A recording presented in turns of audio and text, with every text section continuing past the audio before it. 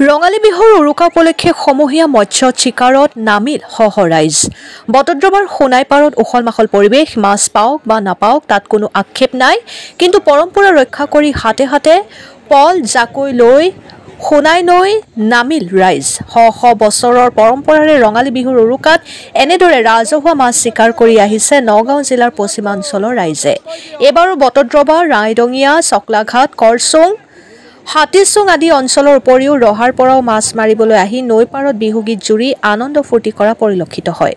বটদ্ৰৱাৰ পৰা মেহদী জামানৰ প্ৰতিবেদন, নিউজ 24 অসম।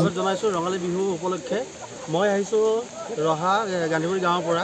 আজি আমি মাছ মাৰিব আহিছোঁ ৰঙালী বিহু কাৰণে। এই বৰষুণৰ বতৰ আপুনি দেখিছে নিশ্চয়, কিন্তু কথা হ'ল কি ইয়াত যে আমি মাছ লৈ গৈ যে এসাঁজ খাম সেইটো নহয়। ইতিমধ্যে এতিয়ালৈকে 4 কেজি ওজনৰ কমলতা ধৰি ঘৰত থৈ আহিছোঁ, কিন্তু আজি আহিছোঁ অলপ ফূৰ্তি কৰিবলৈ।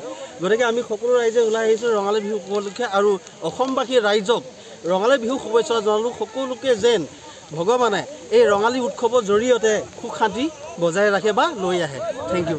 আজি বিহুৰ উৰুকা দিন আমি পৰম্পৰা আমি ৰাইজে চব ওলাই কিনে কোনোবা পায় কোনোবা নাপায় হয়। আমি পৰম্পৰা বা আমি এই মাছ মাৰি থাকোঁ। আমি এই পানীৰ লগতে খেলোঁ বছৰ দিনত উৰুকা বুলি, আজি বিহু দিন বুলি। যি নহওক ময়ো আজি আহিছোঁ আৰু কিবা চিন্তা কৰিছে নেকি? নকৰিবি, মই আছোঁ নহয়।